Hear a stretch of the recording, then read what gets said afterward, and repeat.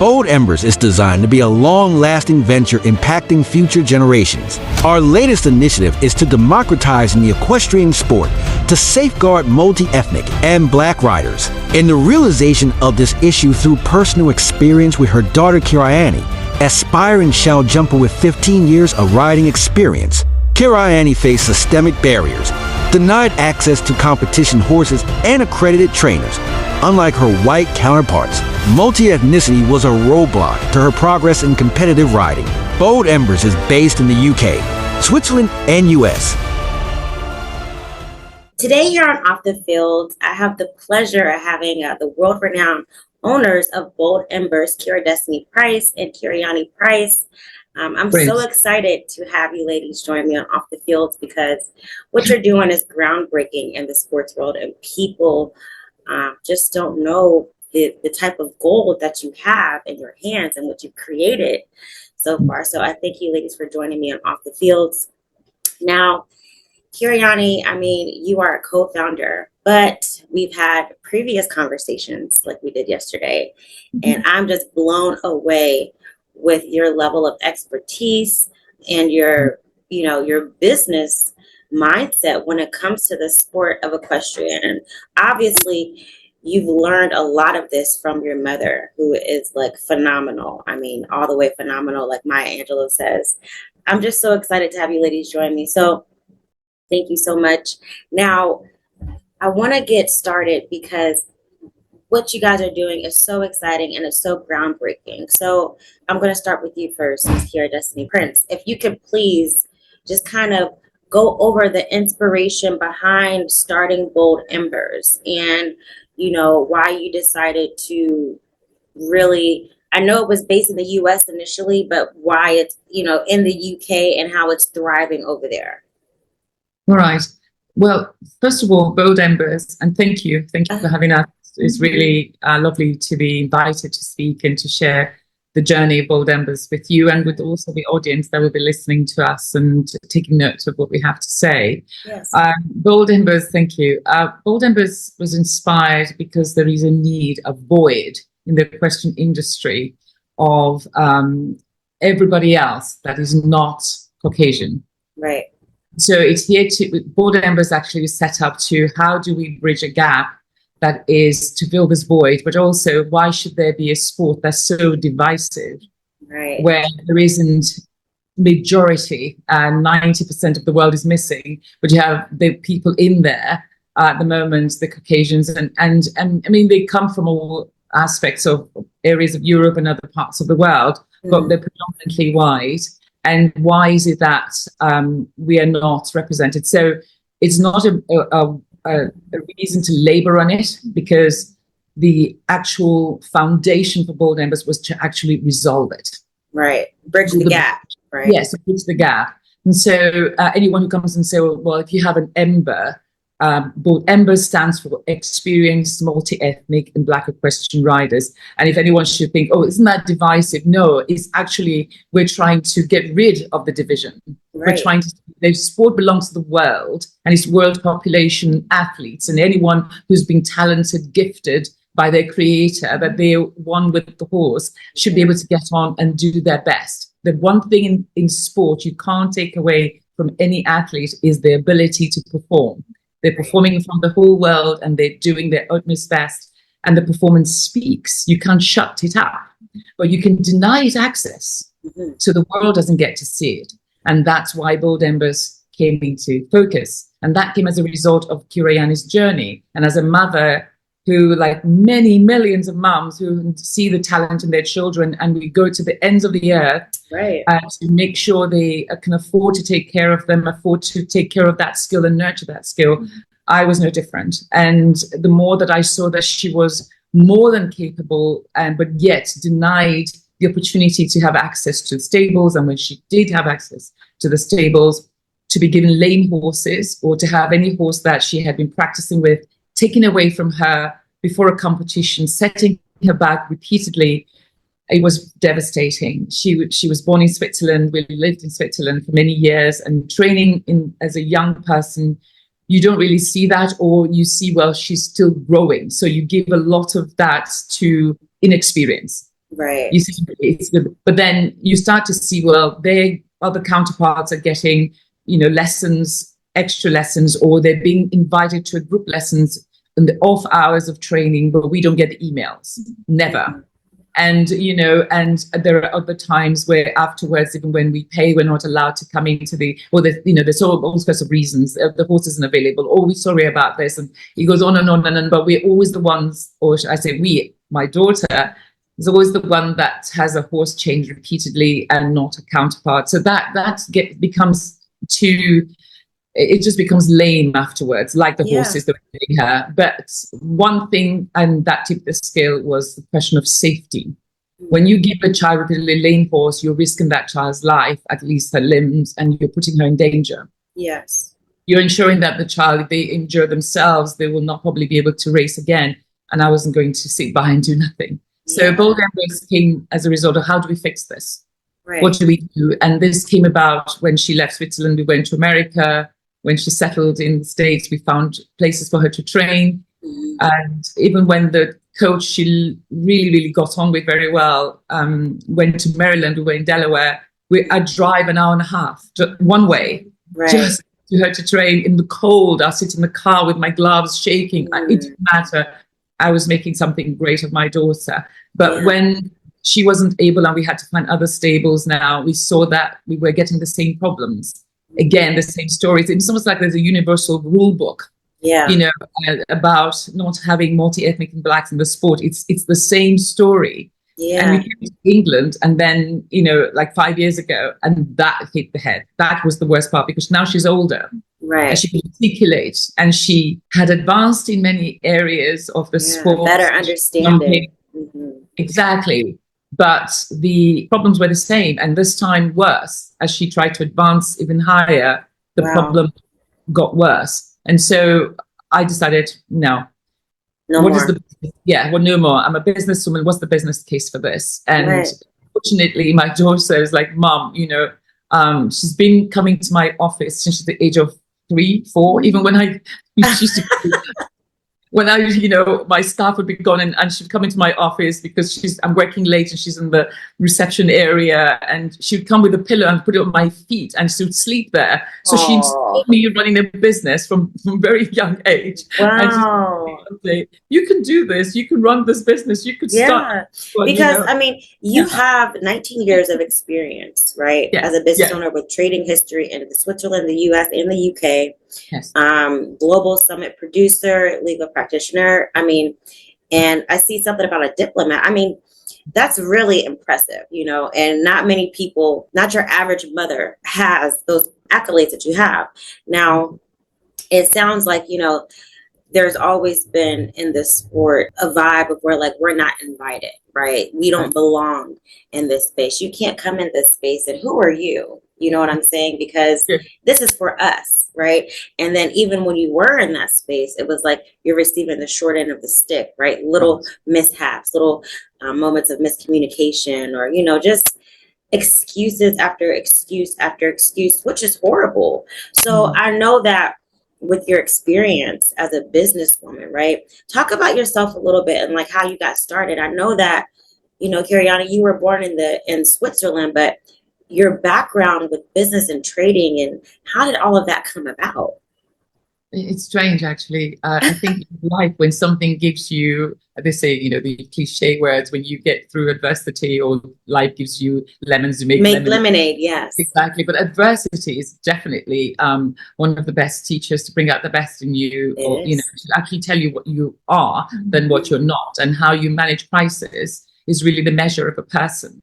And in a situation where I had a previous experience, going to university, studying law, coming out working for a law firm for 2 years, specializing in international trade negotiations. I've always been a negotiator. I've always wanted to follow the path of transactional law, or not litigation. Right. Going into a form of dispute resolution, mediation. Just we can work this out, no matter how old the contract is or how broken it is, and let's find a way that everyone can be happy with whatever the resolution is. Right. So I took that into solving problems for industry in Switzerland. After my daughter was born, I wanted to go back into producing economic forums. I used to do that prior to her having her. Mm-hmm. And I found that I was going to be not demoted, but given a lesser role because I took a time away to have a child, whom at the time, I had already. Yeah, that's always been kind of a. Yes, exactly. And so 20 years ago, it was one of those things you've gone too long, and so I was looking for other jobs, but then I went to IKEA. It's strange I tell the story. I went to IKEA to shop for a high seat, high chair for a child. And in one of my, madam, you can't take this chair because there is no box. That's, you have to assemble IKEA things. And so there is no stock. There's none of this in stock. Like the floor sample, basically, the display one. Yes, yes. I saw the display, and I wanted the display because there is no other, none of course, yeah. So I tried to convince this salesperson and then the supervisor that it's going to be a win-win situation for me, the child, and IKEA if they let me have it. And I know you got that high chair. I know you got the high seat. Actually, some people were watching. I didn't realize that. I got the high chair, but it's how I got it is because there was a gentleman who walked up to me and he said, my colleagues and I, they were in a nice suit and apparently they were shopping for their company and to decorate their newly relocated company, Switzerland, an oil company. And they said, look, we've been watching you and we're wondering, what is it about this chair? You've gone through two people, you haven't got this chair. My boss over there says, if you get this chair, he's going to hire you. And I thought he was joking. So he walked away and the general manager came. And I thought to myself, oh, wait a minute, IKEA isn't open. Because I went through the side door to come in. I wanted to get in there very quickly. Because I was on my way to interview. But I was determined to get my daughter the high chair. This is a baby. I don't know, 15 months. And I started talking to the general manager. In the end, the man said in French, Madame, she held his head, vas-y, prends la chaise. Just go. God be with you. Just take the chair. I love it. Oh my gosh. And that's like right. And they got to witness that greatness in action. I think your child will be very happy. She's very lucky to have, just laughing. The guy came over and he handed me his card and he was the CEO of this oil company. I thought, oh my God. And he said, I have a job for you. I'm bringing in about 20-something people into the country to relocate from all over the world. I need someone to negotiate their contracts. If anyone can bring them here from what? It's you. It's going to be. That was my first client. My goodness. I wasn't planning exactly. And from that moment on, it was all word of mouth. For the next 20 years, it was always, or 19 years or so, 18, 19 years, it was all word of mouth. And so it was from that backstory, and then I went on to start supporting the global corporate expatriation of companies like Novartis and Johnson to Switzerland. So I was very much instrumental in getting their corporate relocations taking place in Switzerland. You have to have a certain measure of diplomacy because you're bringing multicultural people from all over the world. Right. And you have to have a way of handling them. And then behind them is their wonderful families, which the corporations don't really see. Right. But I was looking backwards. Yeah. I was actually looking at the families before I moved the people, which a lot of the big corporations weren't doing. To them, people and the employees were logistics. Okay. To me, they were moving cargo. Mm-hmm. It's not you moving, it's the position. The processing, the mindset, the protocols for doing that business was that. My protocol was different. That's what gave me the competitive edge. I went for the people that were in the position as opposed to the other way around. And that made it successful. And that's how, my business was growing. And, my background is my father was a diplomat in the labor relations. And so as a child, I traveled a lot around the world with him. I'd actually been to the White House when I was about 14, 15 with him when he was in the US. Exactly. So he had a conference with the AFL-CIO and I met the president. I was always involved in these circles, in these spaces. Exactly, in the spaces. So when it comes to being able to work with corporations, NGOs, multinational leaders, and working with middle tier managers or commissioners in cities, whether it was governors or senators, or even a general manager, I'm comfortable where I find myself. Very. I do that round circle to give you the full spectrum of the fact that this all has to do with believing that there's a space in this industry, in the equestrian industry, global equestrian industry, for people of multi-ethnic and Black origin.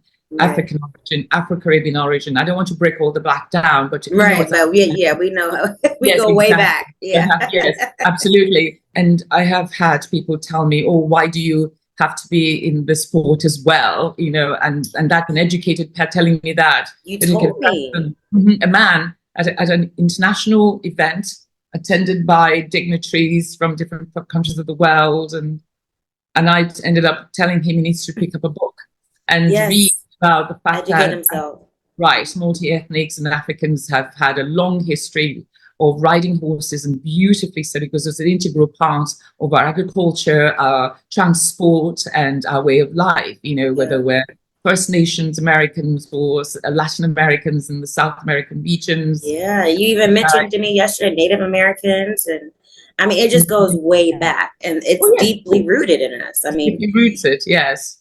People fail to realize that, and actually, I just don't think that they've tapped into that potential yet, right? Especially not as much as here in America.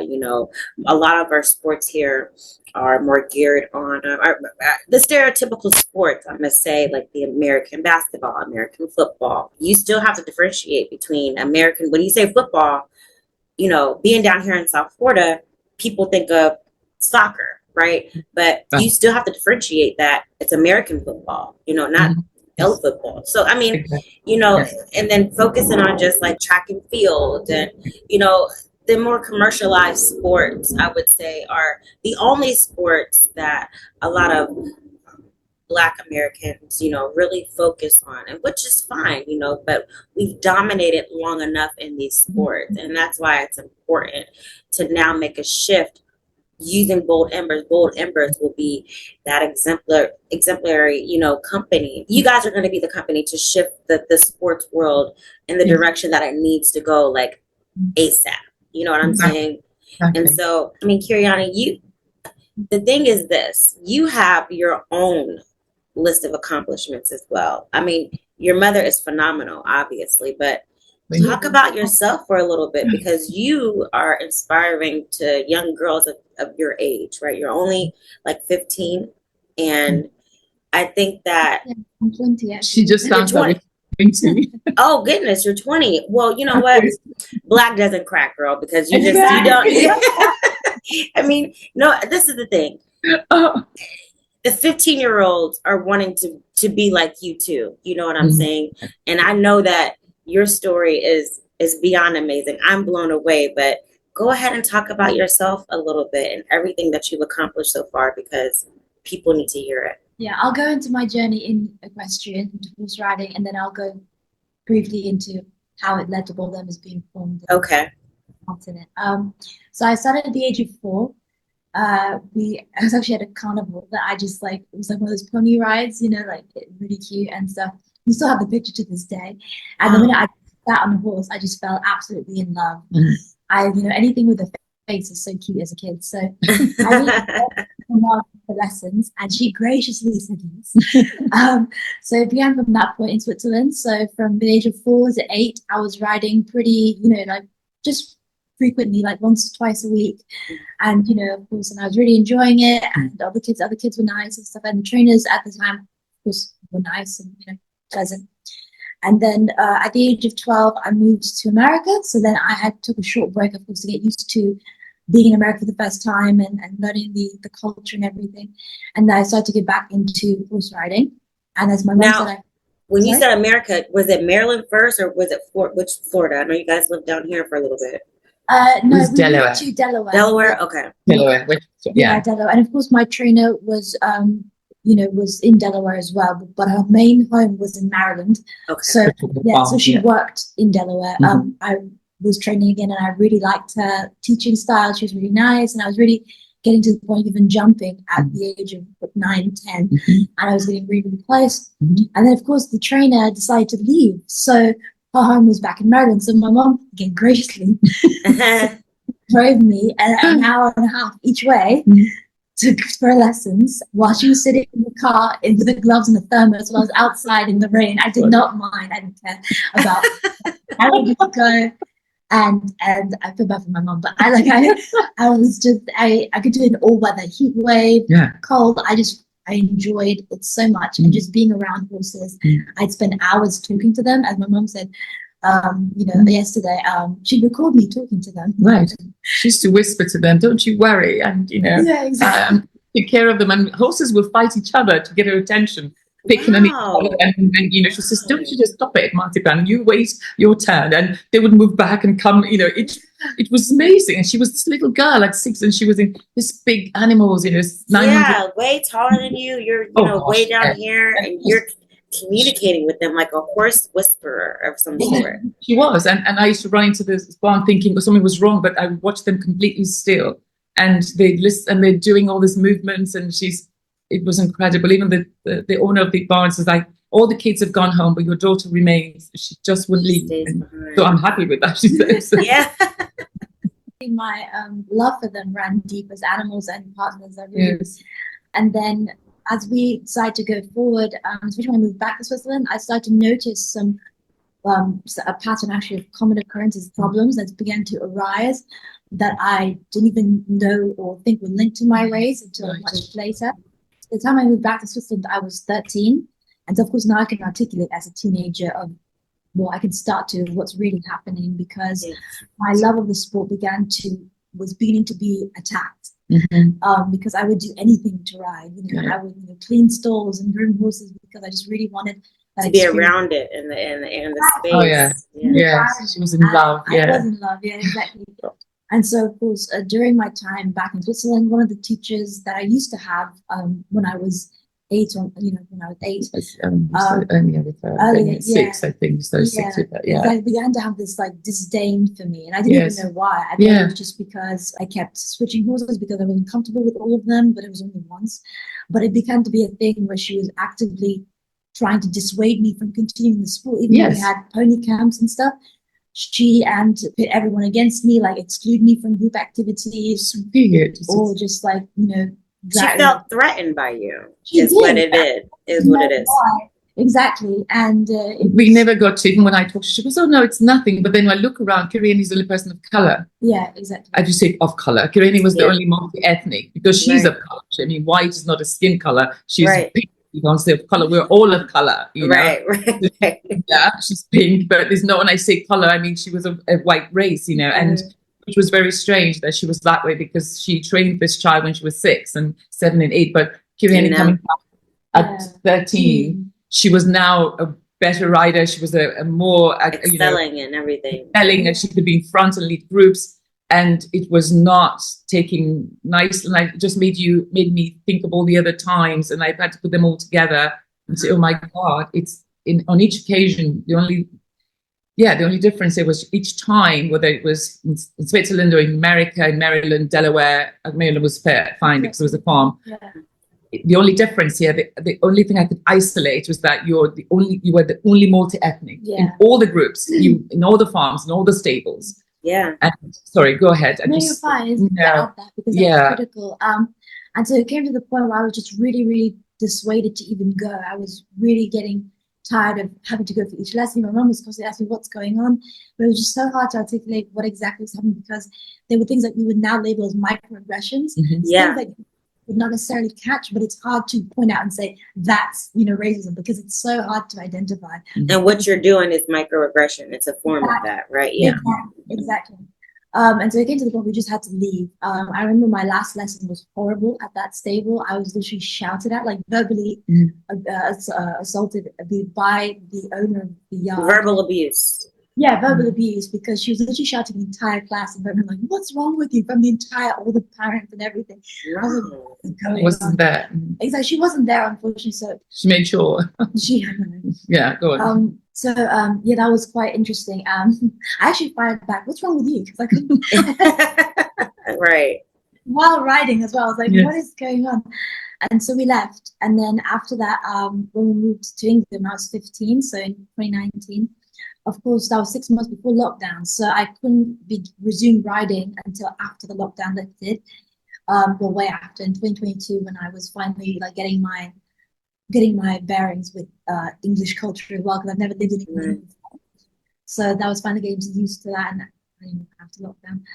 And so we went to ride at a local stables, to inquire and see the lessons and everything. And so we began there, and then the same problems, now even more to a harsher degree, began rising as I'm getting older. It's getting worse. Yes. Getting worse. Okay. More prominent, yeah, and it's it's more abrupt.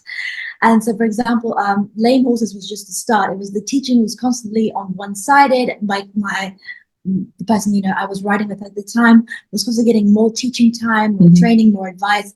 I was not. I was getting more criticism for my riding, not exactly beneficial like feedback. It was more like, oh, you're not doing this right. I'm like, well, then how do I fix it? It wasn't constructive criticism. It wasn't. No. I mean, you'd see the style of the other party was constructive and said, could try again. Yeah. And hers just, she was left alone to her own devices. And then she was like, oh, well, because you didn't do it that way. Well, then do the same as you did for her counterparts. Exactly. Right. And be fine. And then noticing this because I'm paying for this and I'm always at every rehearsal or every game. And it makes sense because this is a space that, they're not used to seeing any of us, if any. No. And so, I mean, when we show up sometimes from the people who are at the car park. It's so many looks.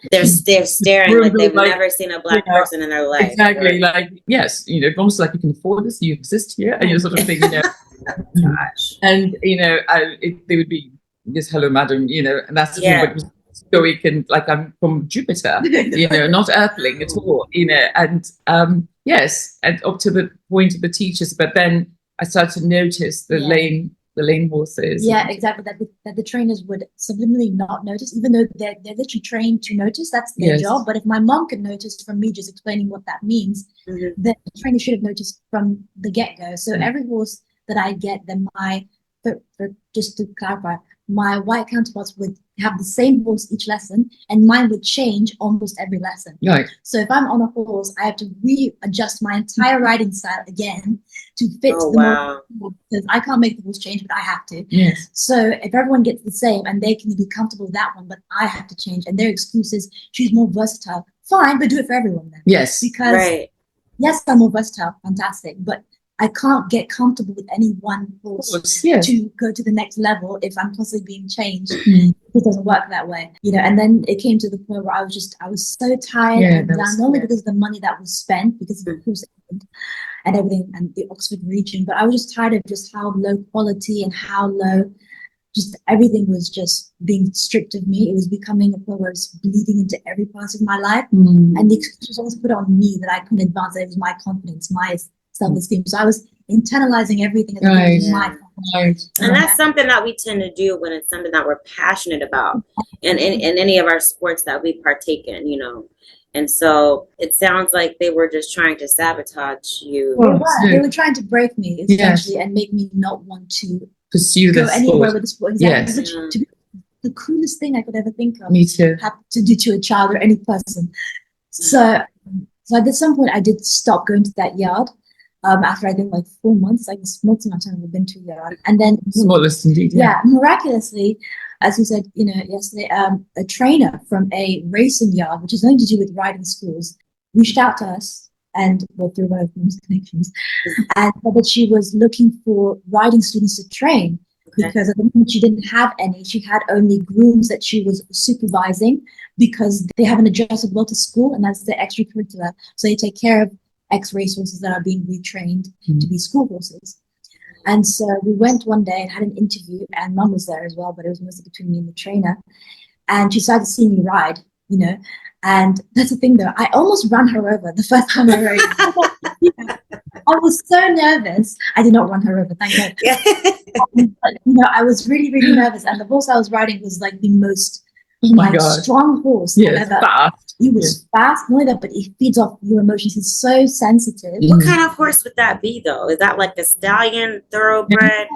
It was the weirdest mix of ever. It was an Appaloosa and a cob, which is like a cob is a very stout English breed, very like chunky. Appaloosas are from Native America. They're they're predominantly hunting horses. They're for everything.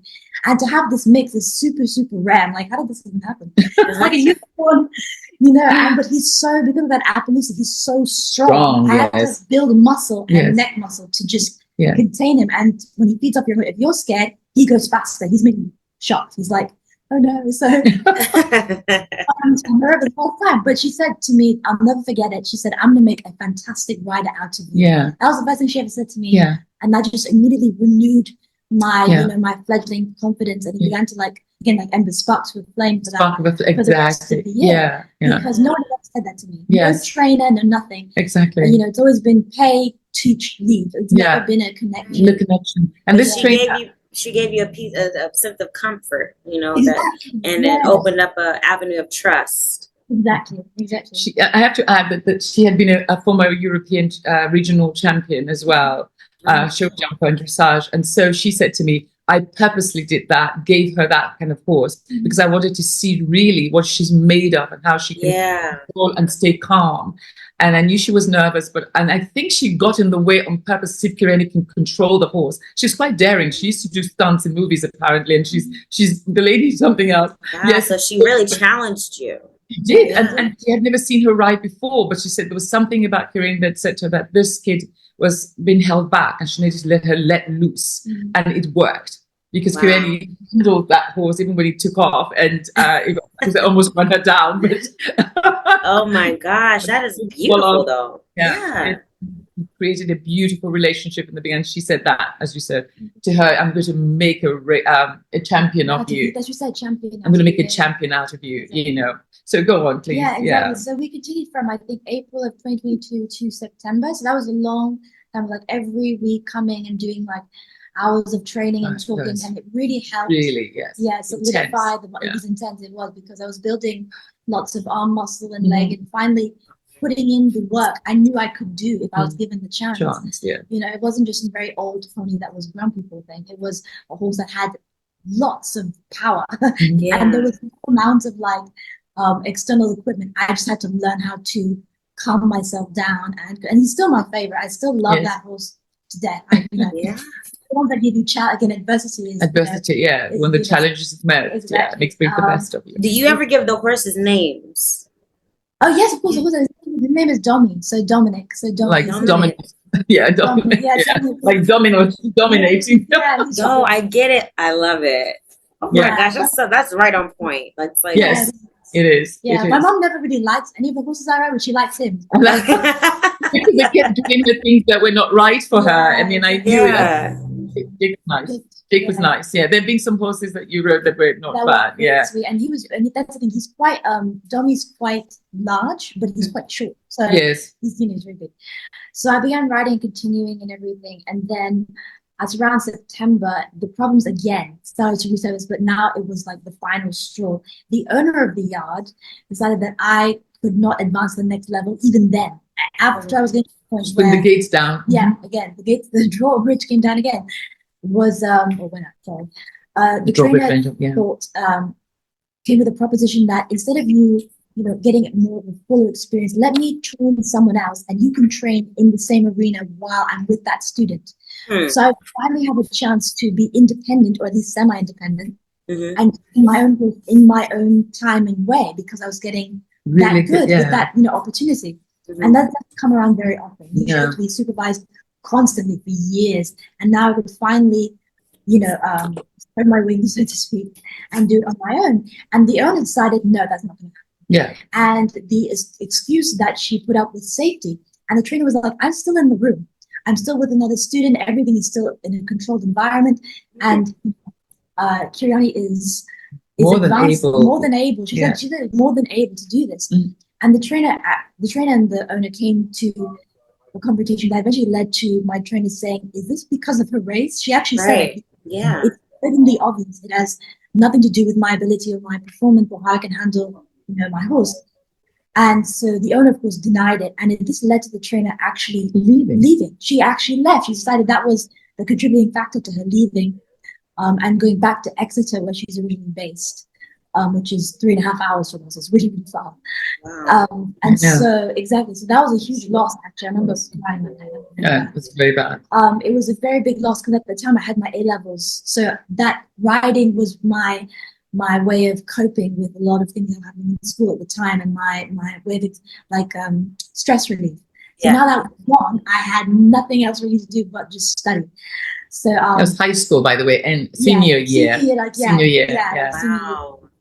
So you were juggling this, this schedule, and then the discriminatory encounters you were having while trying to thrive in the sport that you love. Exactly. And then you have people trying to sabotage you at the same time. But you were like excelling, academically though. Yeah, yeah. I was trying as hard as I could because thanks to my mom, she's Yeah. So and even when we took when in the last few lessons I took like a 3-week I think like a 2-week break riding, but the last time my trainer and I trained together, she was like, have you been riding somewhere else, because your riding is fantastic. She's never seen it before. And she said no. I said no. She said like, we haven't trained since you couldn't, since you left. And she said to me, you know what, can you come to me all the way to Exeter? in Exeter? 3.5 hours, and I know we did it. We did it because Mom fell sick right before this happened, and I was like, we had booked a cabin and everything. I was like, no, it's not happening. I'm canceling it. There was no point in you hurting yourself, because she had gone to hospital. I was in the hospital actually, and to get her an IV drip because she was so dehydrated. Dehydrated, yeah. I said no. She said yes. So of course she did. One of the century. We went, and I was so worried the entire time. We arrived. We had 2 stops. I know. So I could. I know. Yeah. Health is, yeah. I had a fever, yeah. Exactly, and we made it, and then it was 6 weeks between my trainer leaving and us going to Exeter, and then I rode the next day. Yeah, she did something bizarre. I know. She just said to her, by the way, jump that. She just gave her this level, it was quite high. She goes, jump it. She goes, but I haven't been jumped first. She goes, just jump. That woman is something. And she did. First time around. She goes, go back again. And I'm in the cabin, because as soon as I arrived, I just dropped into the cabin, checked in, and passed on the couch. And I was like that. And then she was sending these pictures, and I was going, and he was saying, "Can you believe this?" I was like, I text back going, "Is that my daughter?" Yeah. Wow. I said, "Yes." Can you believe? Have you been training her? I said, "No." But this is the part that kept telling us there's something, that this attack was killing her, because she was always up to the challenge. Yeah. She was always up to and even without having practice, she'd watch videos. People's, champion videos, also studying, so like studying film. Studying, yes, to get the techniques and everything. So she was never cut off from it. And when you throw her into it, which this trainer loved to do, she was so impressed with the fact that she had to have been training. And when I keep hearing that, I knew that, am I going to sit by and let someone steal this from her? Right. And I didn't know what I was going to do, to be honest with you. And the first thing was to look for stables. Actually, we said, okay, should we look for stables where there are people of, sorry about that, I've got notifications coming in. Oh, yeah. And stables where there are people of color, let's find them around England. That's how insane we got. We even drove 3.5 hours away to some part of north, almost near Scotland, looking for. Oh my goodness! Looking at least 1 or 2. Yes, and even though it wasn't realistic that I could drive that every weekend, but it just didn't. I just needed for her to take. Just give it a try, yeah. Yes. And we did. But we were interviewing them at the same time to find out why haven't they gone further, and their stories, because they had children who raised on the farm, who were riders, who were show jumping, and they had the same problem. Their children, a couple of them, their children had to leave the United Kingdom to go ride in the Caribbean. I know. Ride in Africa. Yeah, exactly. So they could just be in competition. So they had the same bug as Kirayanni had. So here these people gone before her, they were in their 20s now, and just devastated. So I thought, what are we going to do? And that's when she said, Mom, you can have a business to do this. And I thought, well, I'm not going to do beginners, because they're training young children. Let's go for the athletes. Let's go for the experience. If you can if you can do a case study, and Kirayanni said to her, and she was doing her high school, she was exams at the time. And I said, if you can build a case for me, show me people around the world, experienced artists, their case studies, their stories align with yours, I'll take this on with you. And she did. She contacted people. She opened it up on Instagram, chat. People all over the world were contacting her, telling her their stories, sharing their articles with her. Some had been interviewed actually in different magazines in their local communities. I saw that. I saw Yes. that. And what are Yeah. some of these notable magazines, and what were some of the results that you got from that study? Well, exactly. One of them was actually from Elle magazine. It was a piece done, I think, in Florida, actually, In Florida, yeah. of this young African American woman who had been systemically sabotaged her entire equestrian journey. Yeah. From working at yards to, you know, leasing her own horse. She was constantly facing similar barriers to what I was facing. It was only through, I think, private investment she was able to actually be able to buy her own horse and not have those, at least most Depend on others. Yeah. Exactly, because that is the main thing when it comes to horse riding. You depend on others unless you have insane wealth or generational wealth or money or, you know, influence.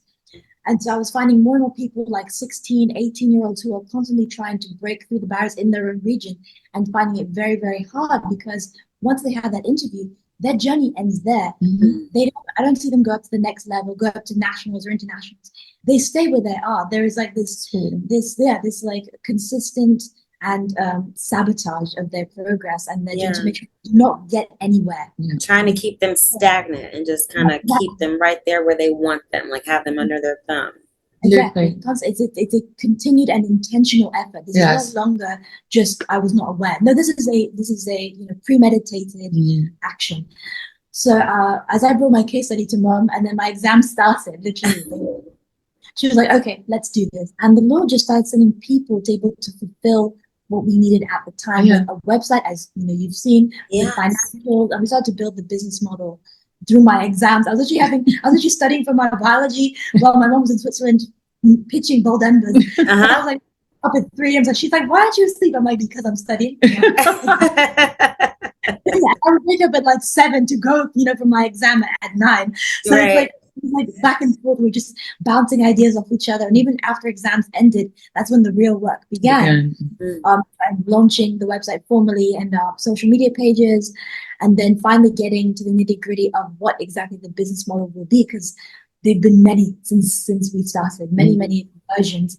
And we've now consolidated to a solid, you know, one-way version, really, that is the most effective with the amount that we need. So first we went to working with universities and colleges for intercollegiate, so funding students who want to go through college and do horse riding at the same time, like they do with the NFL and the NBA, where young basketball and football players play on varsity teams and are also doing their studies.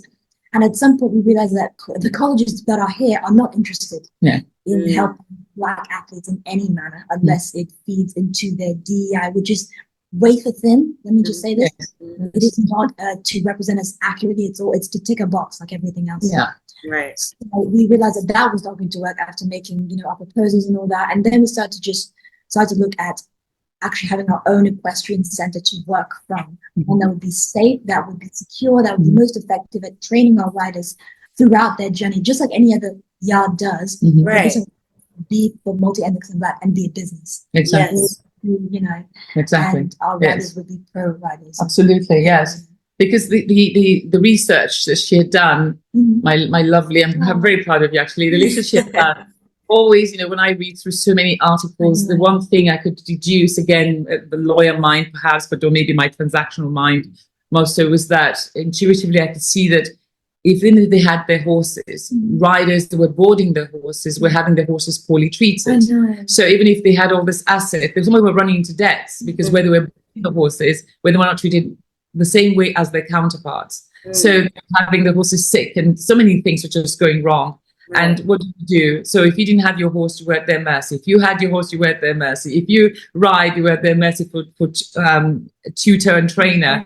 You know, you just, everything that you tried to do to get out, it was like a mole just stick your head out of the ground. It was bang, you know, bang. And I thought, no, what do we do that would be creating, as she said, a safe space, a center where our trainers are, you know, because there are a lot of very, very, very nice people, whites who are trainers and experts who've even said to us, if you do this, we'll come on board because it's about time. And no problem with that, you know. So it's not a question of the color, because we're probably going to, or the ethnic race, we're going to probably work with a lot of non-ethnic and Black grooms and so forth. even the people who worked with the administrative incorporation of the company and all that and advice, they were not people of multi-ethnic and blacks. They were whites who said, from all over the world, saying, Kirayanni, I want to help you do this. Kirayanni, I want to do this. Even a brand specialist, again, from London, I've heard what you're doing. It's incredible. So it's not a question of Bold Embers is only about black people. No, the candidates will be about multi-ethnic and blacks, but everybody who's got the ability to want to see this sport thrive and be a competitive sport like all the others, then they can, of course, they can come in. We want people to work, but we want not just innovative, but genuinely innovative. Because people say innovative, but innovative is usually about copying someone else's innovation and repeating it and repeating it, repeating it. That's no innovation. You hit it right on the nose. I mean, we talked about this yesterday. Yes, exactly. And, that has no color to it, right? That has no race to it when it comes to that aspect of the innovation, So it's, like I said, I mean, what you ladies have done so far is amazing. I mean, the footprint you've left a major footprint in the world so far. And I think historically, we've been dealing with a lot of historical exclusion, limited access, limited resources, the discrimination, even the lack of cultural awareness in the sport. I think historically, we've dealt with a lot of that when it comes to the sport. And I mean, even some of the greats that you were telling me about recently, I know that one in particular is a black man, and his story, like with the sailboat and all of that. I mean, if you could just really share his story and talk about his impact in the sport, because he's one of the pioneering forces in the sport who have, paved the way for women like ourselves and like yourselves to be able to compete in the sport, right? If I have that right. Yes, you do. I did share with you that backstories again, the footprints, the shoulders on which we stand to say, look, we are more than able to do this. We don't have to keep saying it. Let's just prove it. Let's just demonstrate it. Yeah. And so I went into, of course, history, because that's the best fact that I could get. And that was the first Kentucky Derby was what I came across in 1875, won by Oliver Lewis. And he left this legacy, for Isaac Murphy. And not to cut you off, but the Kentucky Derby is so prestige, right? It has this je ne sais quoi still till this day. I mean, who doesn't want to go and be a part of the Kentucky Derby, right? Exactly. And it comes across as if you get invited to the Kentucky Derby, then you must be somebody of this certain caliber, right? And the sports world, not just in the sport of equestrian, but in the sports world in general, because you have more American sports journalists and, people who are world-renowned athletes from America who now are involved and partake in the Kentucky Derby. So for him to make such an impact starting off in the Kentucky Derby, it's oh my gosh. Okay, go ahead. I know the first one, I couldn't believe it as well. I could have jumped off my chair that the very first winner in 1875 was was a black American at the time. I said black African who was in America as a slave and, a rider. So I don't believe at that time they were free, but he left this. Can you imagine when you're riding as an enslaved person and you're a whopping success? Right. Can you imagine what you do as a free man? And what was happening later on, when his legacy was taken on by Isaac Murphy, who created, those winning records in 1891, and he then went on to go into the US Hall of Fame. But then there was this other fellow called James Wingsfield. Now, that story blew me away, because once they were winning a lot, they were called the Negroes, they were winning at the time. In 1902, they were banned from Kentucky Derby, or from racing. Racing entirely. So here were all these very, very talented riders who were doing great things, waiting 75 to 1902, and they could not ride anymore. And James Wingsfield, for whatever, oh God, it's more like you are the James Wingsfield reincarnate. It was more like, I'm going to ride or die, and he decided to get on a steamboat, leaving America with a dictionary, a Polish dictionary in his hand, got on a steamboat for 1 month and went to Russia. Okay. And who does that? But that's someone who would rather ride than just give up and be killed.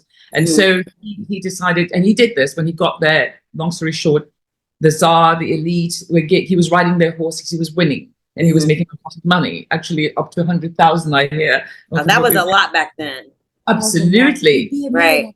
A millionaire today, and to be doing so well and not have his skin color or ethnic race keep him away from anyone saying, well, ride my horses, win me a lot of money, do something that is phenomenal, please. And he does, you know. And the war broke out in early 1919, excuse me, First World War. He pulled 250 horses, rescued them, and crossed over into Poland with them with some grooms. This was a ragtag group of grooms followed him and crossed over into Poland with 250 horses. This man wasn't just a rider. He was a man of integrity, and he loved horses, but he also loved the idea that you could save something than break it. You know, he was also a bridge builder.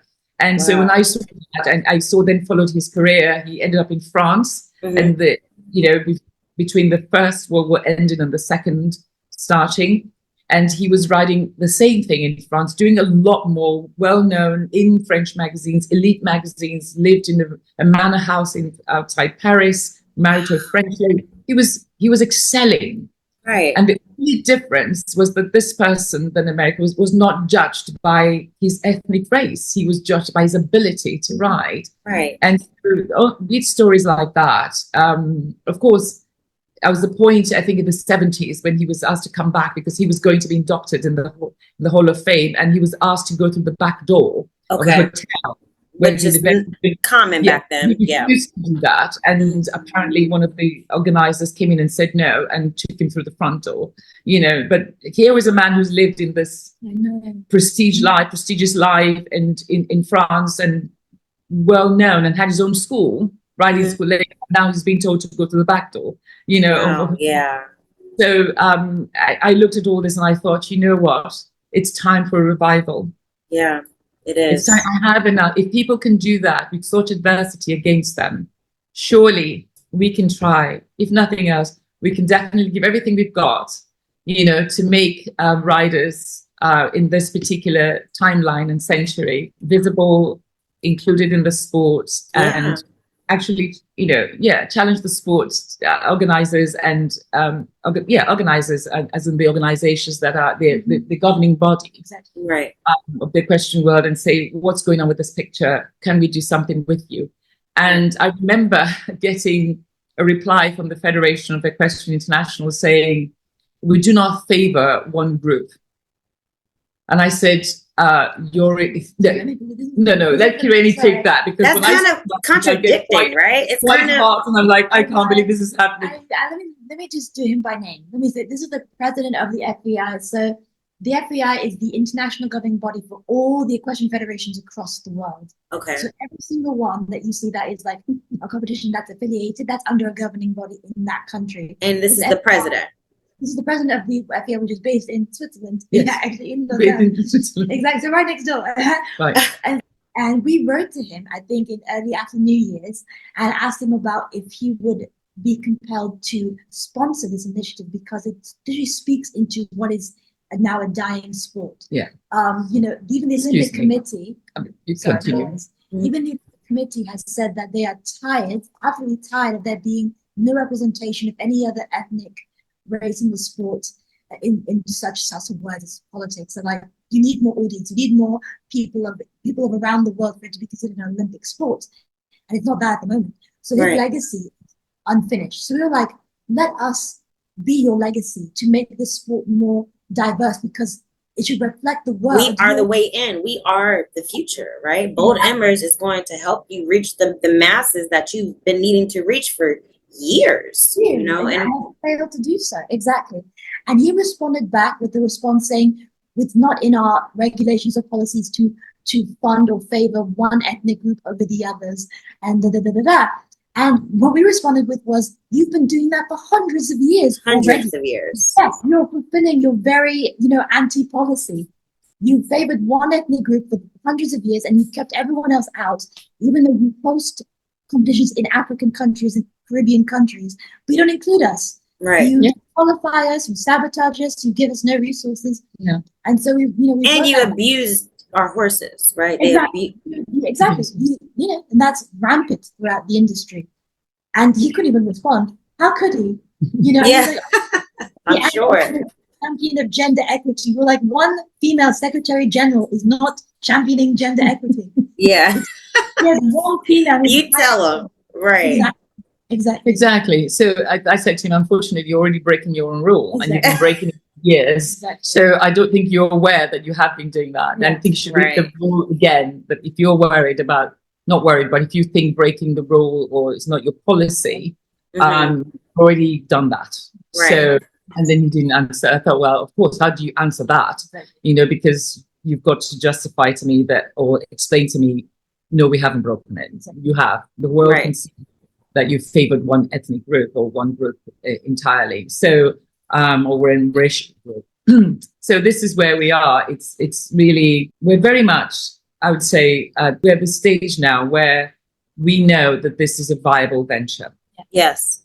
As global impact is going to tap into audiences around the world that are so many different facets. I mean, we've already talked about the fashion, and you know, we're talked about, you know, even the music, the musically inclined aspect of it, right? I think you mentioned, you know, how the horses, when you're doing, is it the dressage or the yes, when you're doing that, how they're able to dance in a sense, and how Bold Embers is going to be able to incorporate Afrobeats and piano and different you know, historically rich music from our culture, right? From other ethnicities. And it's just amazing when you hear it, you know, and it's like, how can you not be drawn into it if you're involved in the sports world at all? Exactly. I'm so other sports, other sports, thank you. Other sports are doing everything they can to revolutionize what they're doing, to make it a lot more interesting. They're looking for ways to, even Formula One, they're looking for ways to make it more dynamic and passionate, and you know, they're looking for ways to get people all razzled up, and is willing to just, you know, just stay the way it is. And why there are, like I said, majority of the world who are saying there's so much more, because we have this wonderful creature who's the second twin athlete, the horse, and that does a lot more. And you're just, instead of actually working and bringing out the best in the horse and bringing out the best in all the other multi-ethnic and blacks that should make up the sport, you're beating them up. You're beating them. You're being featured as being bullies, and it doesn't make sense. It doesn't. You know, not at this point. Especially not at this point. It's 2024.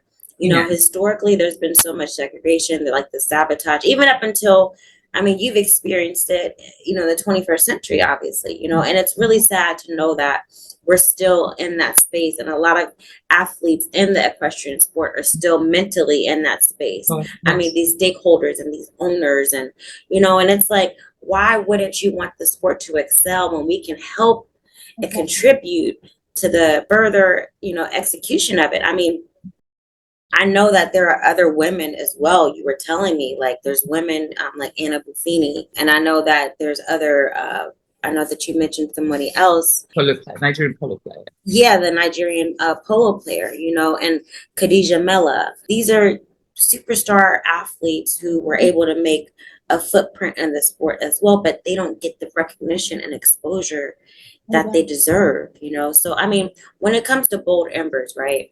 When you, as far as like investors, obviously the sport of equestrian is a huge billion-dollar industry itself. But Bold Embers, like, you know, when it comes to needing a certain amount of funding, and what are some of the numbers that you guys are looking at? What would be ideal right now? Because I think this is the time for it to happen. Okay. We at this point in time, because we're going to have to acquire an equestrian center, so we're looking at the millions. It makes sense, because we're removing that condition that sort of like disallows us, you know, from being able to completely, fully train our candidates. So the center, recruiting the candidates, promoting them, getting the gear. There's so many aspects of this, but we're looking at 10 million and more. Right. Oh yeah. And yeah, because it is expensive, right? The horses and the equipment and, exactly.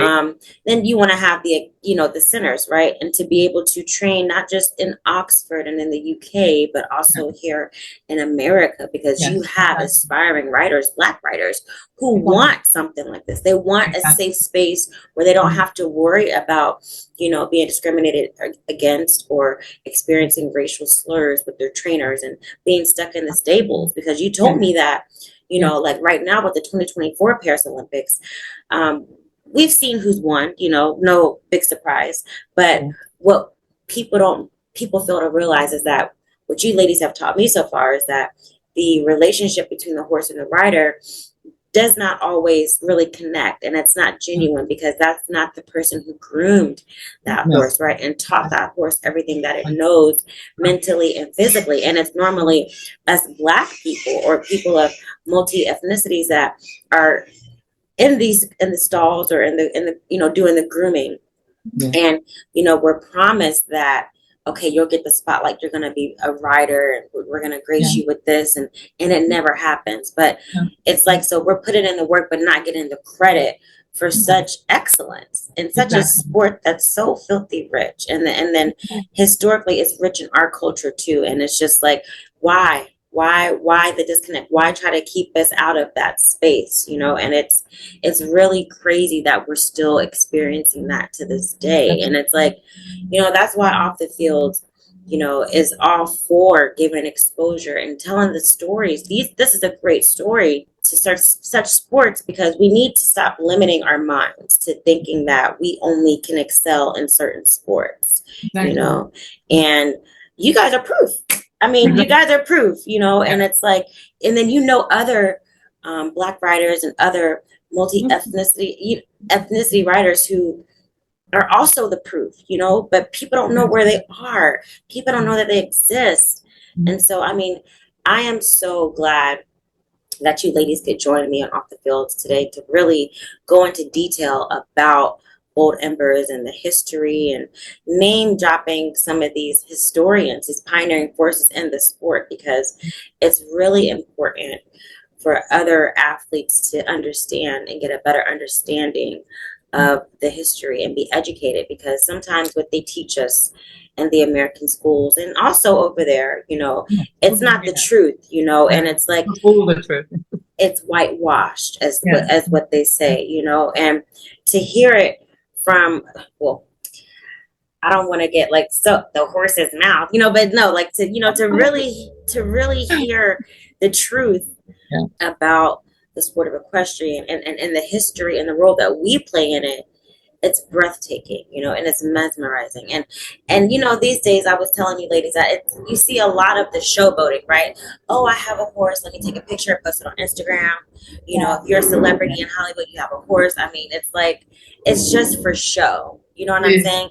And yes, show jumping is an event in the sport, but there's more to it, and there's levels to it. And I think that Bold Embers is going to change the world when it comes to the sport of equestrian, because it takes women like yourselves to really put it into work, and execute it, And so, I mean, I'm fully in support of it. I'm coming over there to visit, as I've said, and I want to learn from the best of the best, and so I'm looking forward to what Bold Embers is going to do. I'm just excited for your journey, because it's really breathtaking, and it's just like, it's amazing, and it's inspiring as well, because I could just go on and on and on. But you know what I want to do, I want to do a part 2. Okay, because I think that there's other deeper conversations that we can have, and I want to do a part 2. So again, like, I'm just so excited for Bold Embers. I know that it's going to open up other avenues for future athletes